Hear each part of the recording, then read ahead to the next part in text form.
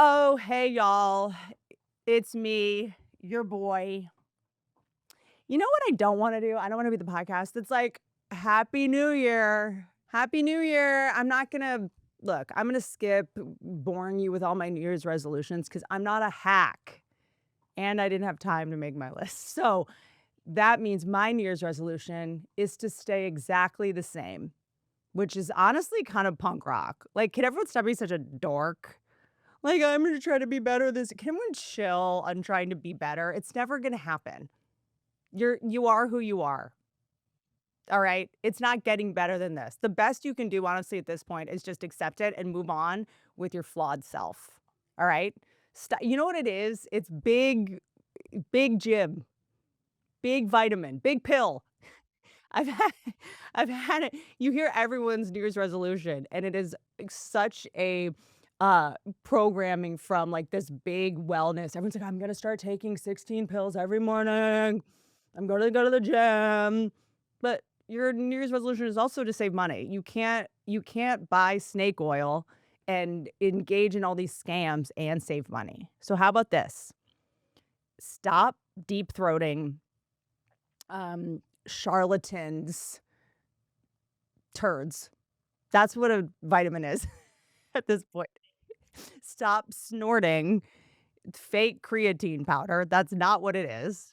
You know how, like, oh, I can't say anything I wanna say. You know how they're like your test people now test their, uh, for I'll just say it in French, fentanyl, to see, like, can we test any of these powders to see if any of the vitamins are actually in it?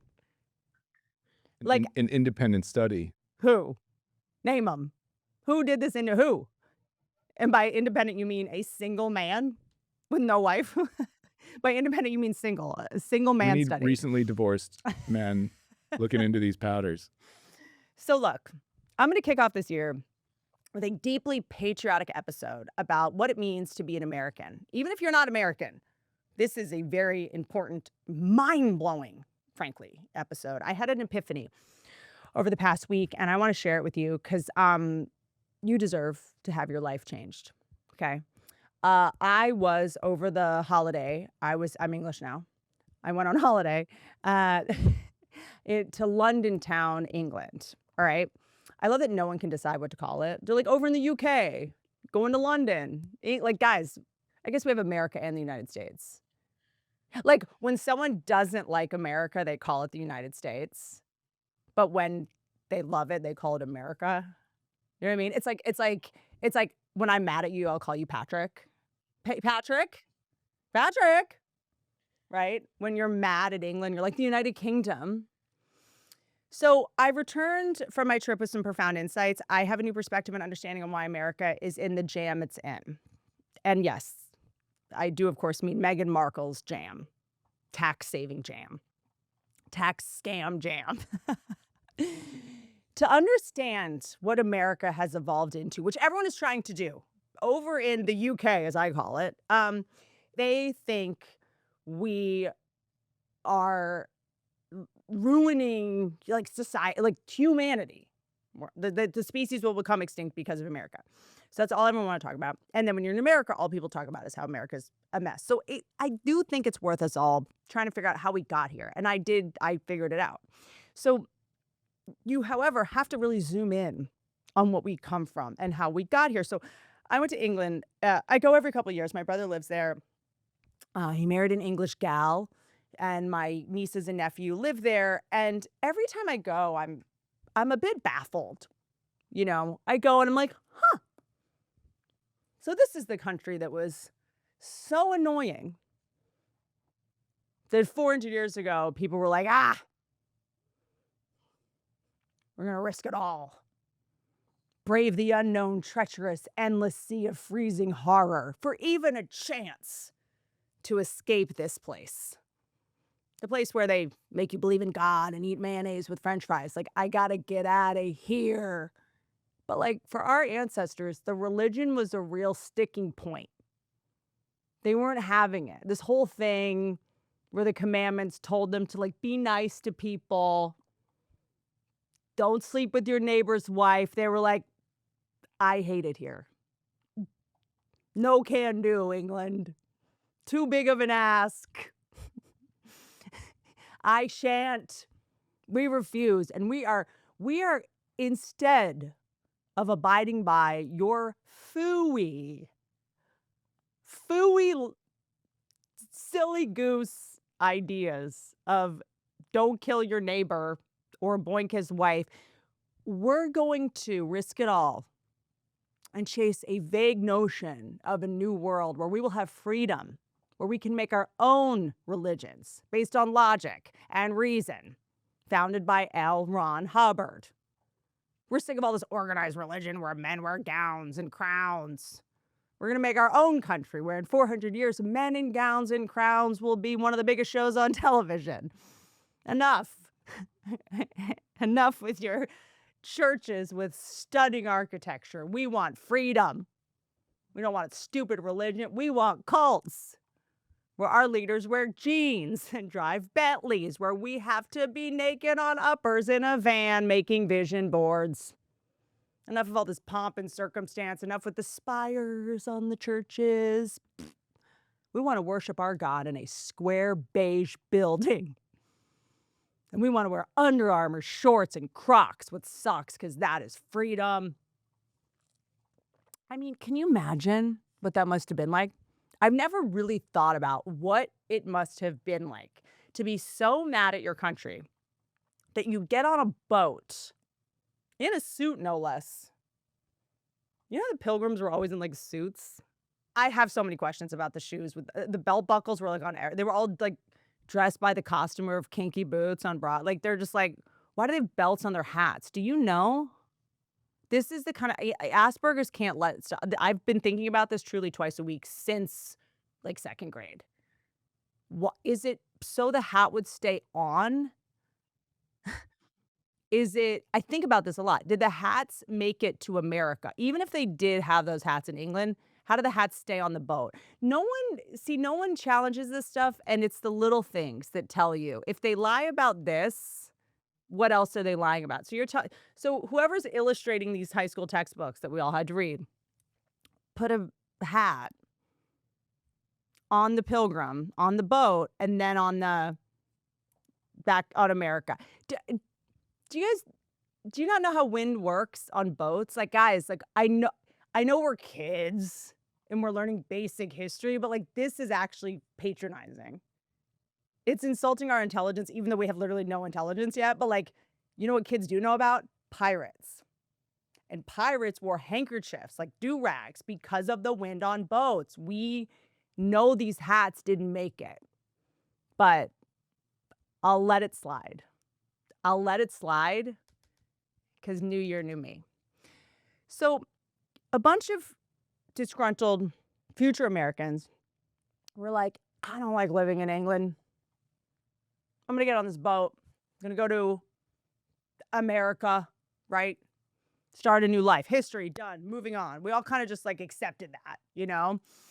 But when you go to England with a toddler, with a 2-year-old, and you're in a catatonic stupor with jet lag and you have some time to think, you're like, I don't know, man. Doesn't add up. As a one Whitney Cummings comments under every post in my feed featuring Live Forever guy Brian Johnson, I don't know, man. I don't know. I don't know if I buy it. History gets super murky as you get older because you're like, wait, once you become like enough of an adult, you know, you go to the beach, you've gone to the beach enough and it's kind of lost its like luster. You know, you lose a couple friends to weird like freak infections from like a puddle. Like someone gets viral encephalitis or whatever these itis, you know. And then you're like, hold on. I don't know if 400 years ago people looked out at this water with like a rickety boat with no motors, by the way. No navigation situation, and was like, yes, let's go on that for 2 months just so we can say whatever we want. I'd be like, you know what? I could shut up. Shutting up isn't that hard.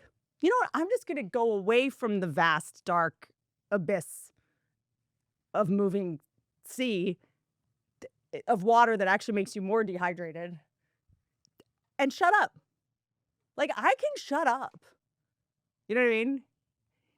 There's more to this story. I don't buy it. I don't buy anxiety is not new. People didn't just used to look at the ocean and go like, "Let's go." Like, it's that was the number one threat, right?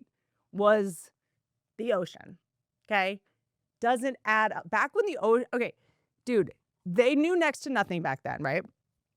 And what they did know, the few things was that the ocean was like no bueno. But it takes getting older and like look, you romanticize things when you're young, all right? Like when you go to the beach as a kid, you're like, "Wow, that's where Nemo lives. Look at that lifeguard who just sits there." Like a lifeguard, you don't think it's like they're saving anyone's life. You're like, he's a guard. He just like comes with the beach. He's like the mascot. He never like he's like Smokey the Bear, you know? He never gets out of the big high chair. He's just like hangs out. He's got binoculars. Like he's just like he's the guy. He's never seen a man at the beach in swim trunks and a t-shirt be sucked into the ocean in front of his family. That would be then no one would ever take this job. They would never give a high school senior the responsibility of saving children in a rip current, you know? He's just like cowabunga, dude. Like you don't overthink it, right? He's probably putting in his hours so he can be a marine biologist. A job you only knew about as a kid. Remember, why do only children talk about marine biologists? It's like the gerbil of jobs. As soon as you turn like 18, you're like, that's not real. No adult has a gerbil, like never once. As an adult, you just have a vermin problem. As a kid, you put like rats in a cage and you like name them. As an adult, you put down traps that snap their neck. Not everyone though. Honestly, I take that back. I love TikTok because you can find adults with every animal. Snakes, skunks, they sleep with their praying mantis. Like you can find there's a girl on TikTok. She has an emotional support. She has a lobster. The level of lonely that humans have managed to achieve is shocking. She takes this lobster everywhere. Like, dude, I'm no marine biologist, but don't they need water?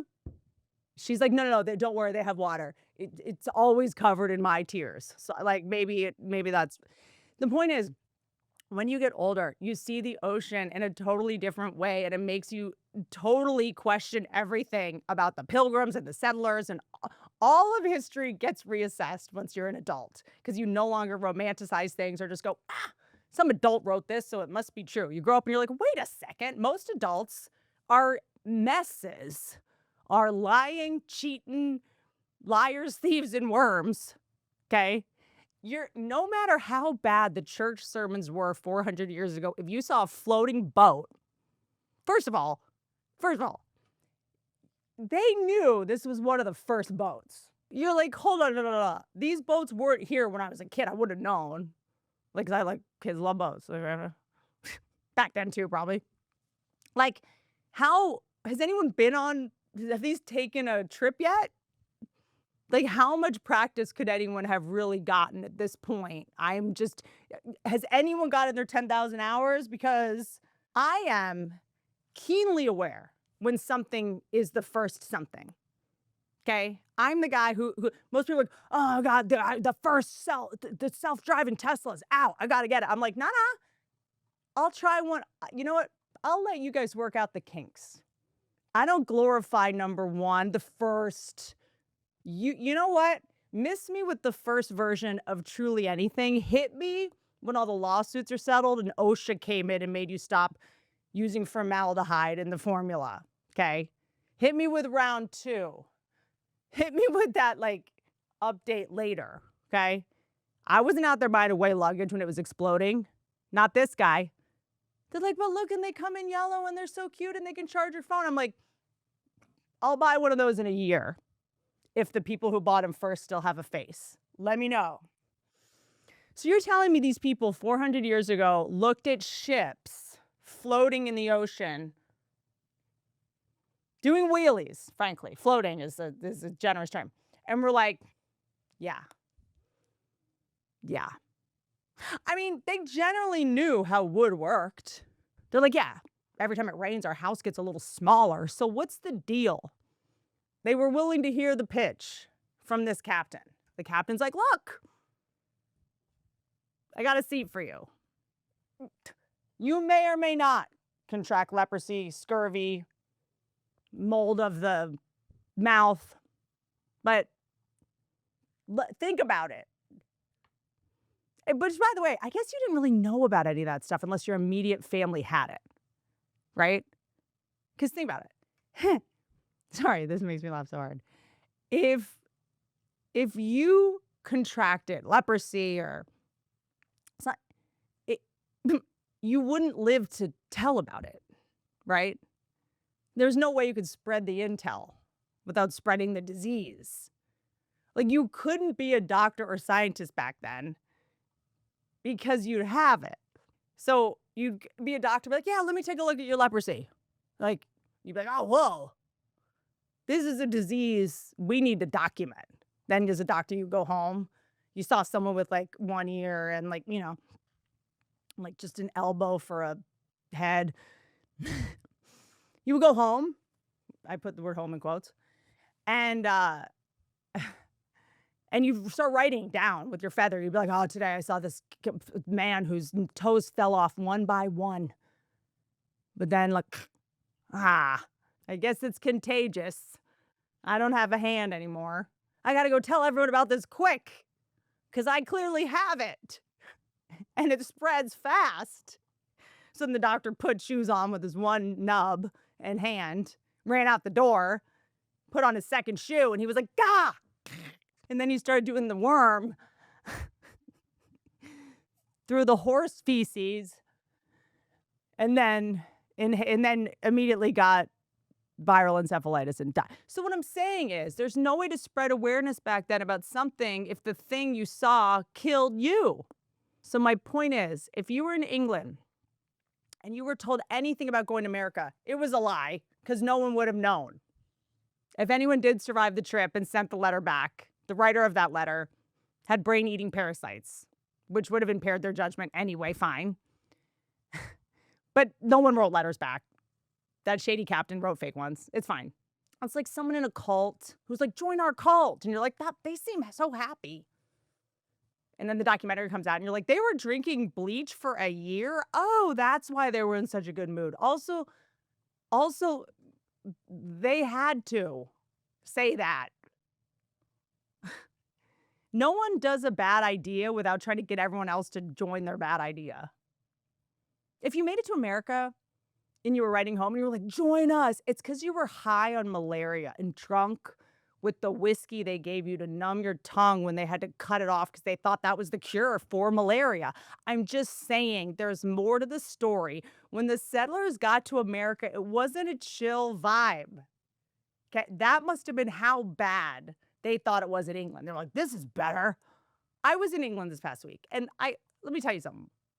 The place is adorable. It's not that bad. Yeah, back then churches were probably annoying. It's hard to fathom that they wanted to leave because they didn't want to worship that religion and they wanted a new church. It's just weird that the whole thing was we left England because we hated the churches, but now we all wait in line and pay money to go see their churches. I think honestly, the key to all this, and it is the year of the horse, so this is perfect. The actual key is horse manure. Listen, horse girl I'm just telling you, there's things that we see that other people don't see. England back then was just horse manure. You know this, right? Every time you left the house, you were knee deep in horse feces. Like it was the only people who could handle it were people with wooden legs, which is why, honestly, lepers did pretty well. Pirates did great. But if you were a woman, I bet you were like, dude, I cannot wear this many tablecloths at the skirt and walk through this amount of horse poop on it. It's just not sustainable. I don't know if there was a concept of unsustainable back when the life expectancy was 25. It's like how when you can't figure someone out and then you learn their birth order and you're like, oh, you're the youngest of 4. You're a mistake. Sorry. Ugh. I think back then everything was way less whack if you only have 4 more years left at best. They kinda look forward to die. I mean, if you were gonna die at 25, you know? I mean, when 21 is basically old age, you're like, "Thank God. I'm gonna." And also the religion back then, they really sold you on dying. Like, dying, you looked forward to that. The best part of living was dying. That is what was genius about these religions. Like, religion is crushing it, like, back when people didn't fear death. They made dying better than life, seemed like, you know? Like, people were like, "Whoa, whoa, whoa, whoa, whoa. If I die and go to the pearly gates of heaven, I'm quite up there in heaven, am I gonna be knee deep in animal crap? No? Well, well, well. I guess I will sign up to fight in this war I don't even understand. Sure, I'll put on a helmet with a mohawk and fight over land I'll never see. Don't mind if I do." These are the details you focus on when you get older and have seen a lot, and you're actually able to step aside from your narcissistic ego and go, "Wait, wait, wait, wait. I don't wanna think about me for a minute. I'm sick of myself. I've had it." And you go, "What if I was a person back then?" When you no longer think that you are the center of the universe, you really get a lot of insight on how shady the history was told is. Because when you're in high school, you're like, "Yeah, I have to memorize all this. Yeah, they came over on a boat because they had religion and they made women wear corsets. Gross. But me, me, me, me. What am I going to wear to prom in 6 months? How do I find the dress that has the corset? Because I can't see the, I cannot acknowledge the cognitive dissonance in balancing. The corsets used to be oppressive and now I pay extra for them. It's sold out. I got to go to another store. I'm going to drive 2 hours to wear the corset. I'm 15 and I want to wear a corset." Like, what? Look, there's no way England was that bad. This is a hot take. But let's say to some people it was. Many people found it just fine. Or not so bad that they had to get on a boat about it, right? They were going to hoist themselves onto a floating nightmare with a 2% chance of surviving. If sales worked, the people who found out they worked didn't live to talk about it. The people with the most information about how to stay alive back then did not stay alive. Anyone who was alive back then was by definition stupid because they didn't learn anything, because if they did, they'd be dead. From now on, when someone's like, "I know something you don't," I'm like, "No, no, you don't. Because if you did, you'd be dead. If you took a big enough risk to actually learn something, you would not survive to tell me about it. The smartest people are dead, and it's a problem. If anyone's alive, they live in a safe cocoon of stupidity." This is important because this helps you understand the DNA that we come from which we hail. You're telling me the people were just like, these gorgeous churches chiseled with marble and breathtaking stained glass. No thanks. I'm going to get on that wooden boat from the pits of hell to maybe live to get frostbite and possibly, if I'm lucky, get to this place where if I do make it by some miracle, I'll die from a mosquito bite. Sold. My point is, the pilgrims weren't this stupid. They didn't all just have toxoplasmosis or maybe delusional madness. I don't know. Iron deficiencies do crazy things to people. But if you get bitten by 2,000 rats as a baby, maybe you're manic and so dehydrated that falling off a boat in 2 billion tons of salt water seems like fun. But nobody went to America knowing the truth of what was going to be. They didn't know. It was sold with, let's be honest, a dabble of misinformation. The only kind of information at the time. Dabble of misinformation, but a whopping scoop of phooey. Okay, the Nina, the Pinta, the Santa Maria, they were truly the original Sequest. Listen, okay, anyone who survived the trip, this is what I'm getting to. Anyone that survived the trip from Spain, fine. From Italy, fine. Can you imagine it being Italian? Can you imagine 400 years ago seeing Italy and going, nah, There's must be something better. Okay, this is where I'm to survive the Lord of the Flies situation that was a 6 to 10-week voyage across the Atlantic, you had to be an absolute animal. Okay, I hardly made it through the 10-hour flight to England in a seat with 50 movies at my disposal. "Oh, my L4 is not liking this reclining seat." Anyone that went to America, okay, into this scam, this snake oil fever dream, pipe dream of madness to survive it, they had to have the DNA of the most Viking Genghis Khan. They had to fight lepers on a freezing cold haunted house made of splinters floating over icy death thunder water with pirates throwing cannonballs at them and piranhas just waiting to eat their faces for 10 weeks. Rotten food and meat full of maggots, avoiding frostbite by jamming their fingers into the corpses of their family members. Worth it. Because they made it to this new land so they could choose their invisible leader in the sky and not have to go to these gorgeous churches every day like some sheep loser. This was all a small price to pay to go to a land where they could what? Say whatever they wanted. For some people, they just have to say it.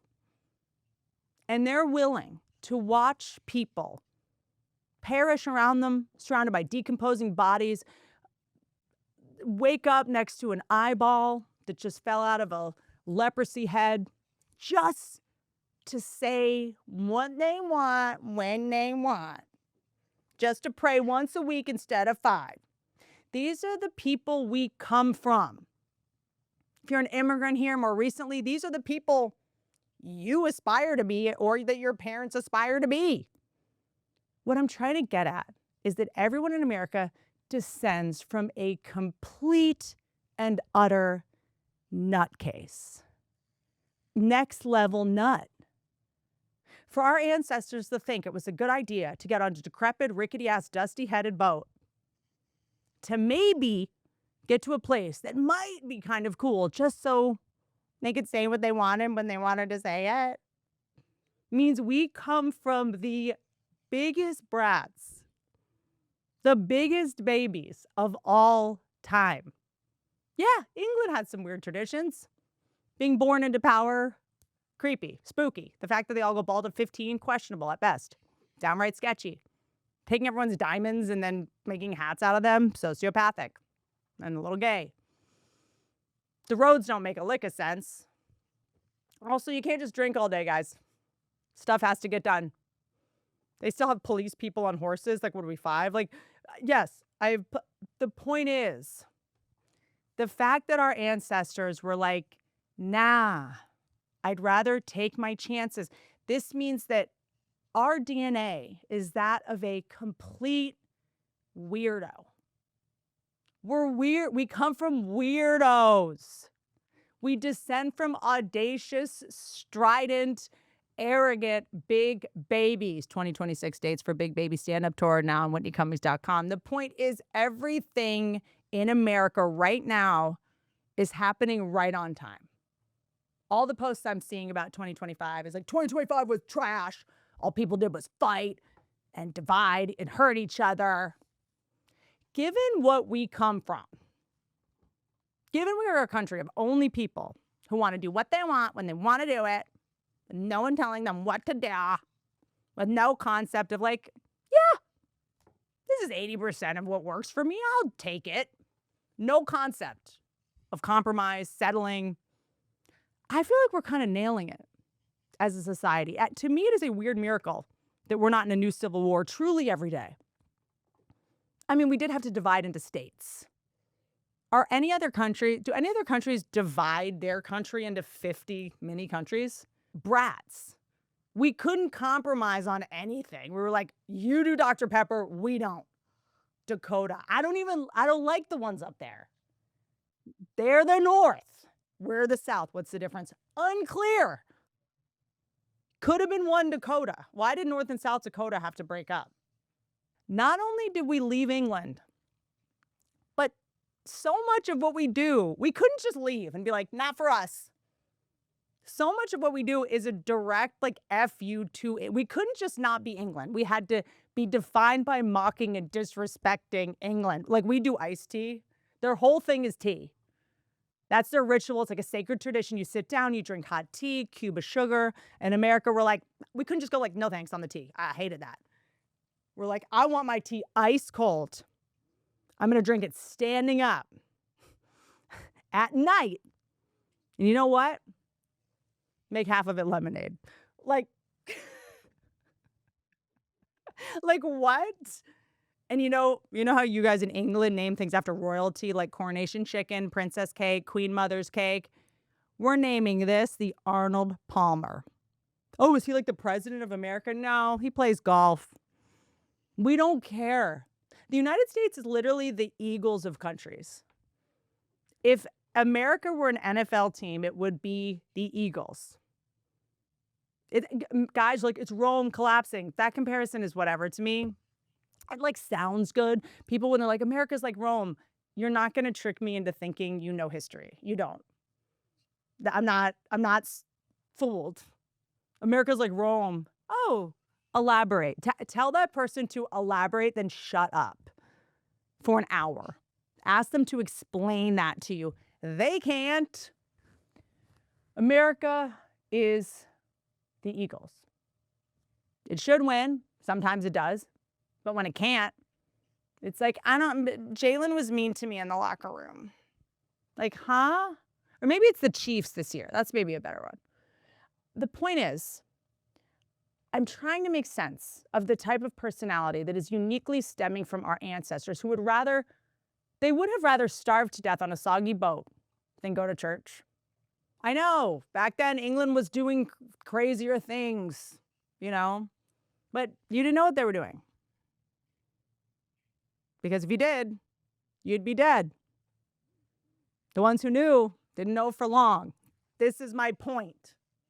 Okay? Well, honestly, I don't know.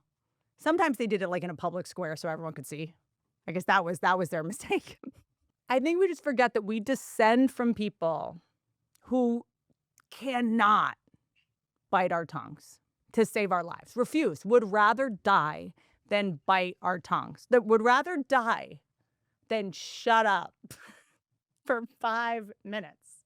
We descend from self-righteous, impatient, know-it-all loudmouths who would rather drown in an icy abyss than be told what to do and what to say. 350 years later, 400 years later, it's kind of right on time, us tearing each other apart in the comment section. Going to London this past week, which again, charm fest. It's a little much with the tiny little streets. I mean, that would have been my thing 400 years ago. I'd be like, guys, ooh, the personal space, guys. The houses, the stairs in the houses is just one slinky. You're like, I said a couple of weeks ago, if you want to understand the cylinder of madness that we are barreling through, that is rapidly closing in and getting tighter, gagging our concept of reality into a tube that promises via spit to get us our genetic information in 4 to 6 weeks, go to San Francisco. Visit it. See what our Benjamin Franklins have chosen to surround themselves with. If you want to understand Americans and the current state of America, go to England.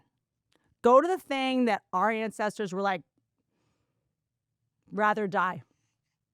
Rather die than look at this filth, this dreck, these resplendent buildings. It'll show you that charming tradition makes Americans physically ill. We don't care if it makes sense. Americans believe, deeply imprinted on our DNA, if it's old, it's wrong. If it's new, it's correct. New sneakers, new Labubus, new face, new hair, new idea. If an idea is new, it's better. New is correct. Old just means incorrect. Wrong. Old is wrong. Why? Because I didn't think of it. Someone else thought of it. If I thought of that idea now, it'd be right, but I didn't. They did. America's like the TV business. If an executive who was there before you bought the project and they got fired, the next person is like, it sucks. So the person you looked up to, that mentored you, who won all those Emmys, their project sucked because they aren't you. That's America. If it's not my idea, it's not a good idea, which is why that is what had to be the default mentally ill notion in order to get on those boats. We come from your didactic regime sucks. I'm going to make my own didactic regime that rules.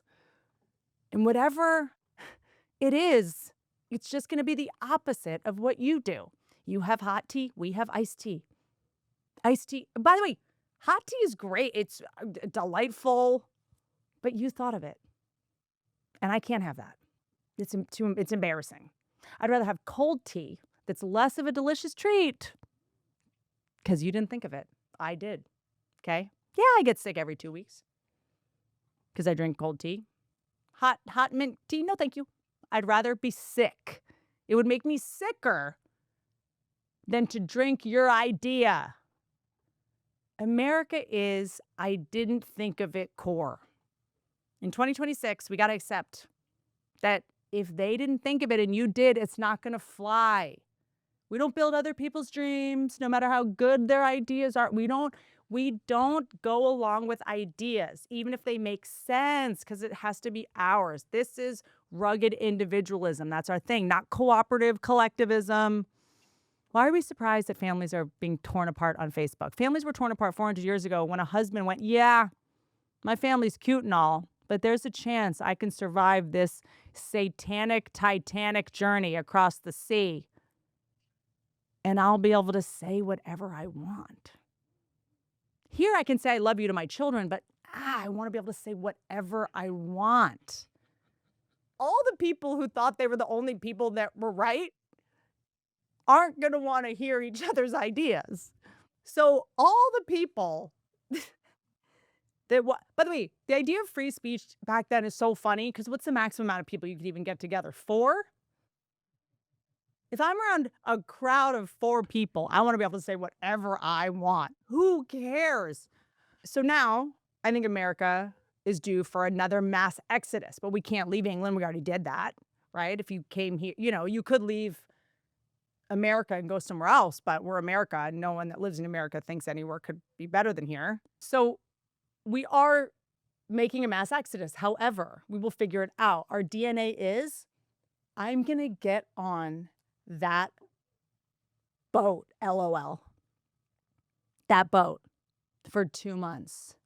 The last boat hasn't come back. We've heard nothing. It's been years, but I'm getting on it. It's time. We're fighting too much. We don't like the regime, and it's time to now leave America the way we left England. And where will we go, you ask? We will go to the cloud. People are leaving America to go to an alternative reality where no one tells them what to do. They're going to their own reality. The same way that our ancestors left England to come to America, the current version is people are leaving reality to go to their own reality where they can create their own tribe of pixels. Everyone looks how they want, acts the way they want, where they use their invisible money because banks are old. We hate banks. They're old. We're going to make new fake banks. The girls have blue hair because the other hair colors are old. They don't even want your face to be a face. The same way our ancestors left England and were like, I can't do this religion. People are going to the clouds going, I can't do your face. Don't look. Why are you looking at me with a face? Are you mental? I'm an American. I don't have to look at a face if I don't want to, okay? Your face will be a wolf, half owl. The one thing you got to realize about these internet people, they're racist, homophobic, sexist, misanthropic people, is that, yes, they hate everyone who's not them, but they hate themselves first. You go online and they give themselves a totally new head. Half wolf, half robot, because wolves are old. I'm not doing a straight up wolf. I need it to be half robot. I need a new species no one ever thought of because it's new. And I thought of it. I don't even like myself because I'm old. I didn't think of me. My parents did. I want to be new.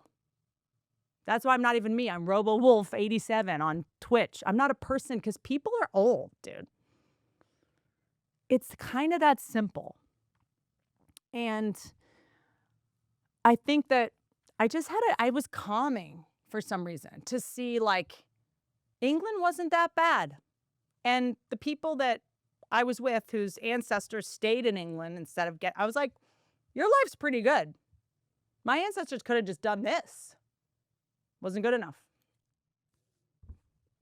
Fully just missed the table with both elbows. That's a new one. They were like, no, not interested. I mean, they have bears with hats on in every place. There's teddy bears everywhere. No, too cute. Church is too gorgeous. I will not be told what to do. That's what we come from, all of us. And we're all a bunch of people that will not be told what to do or what to say. But don't ride elephants. That's where I draw the line.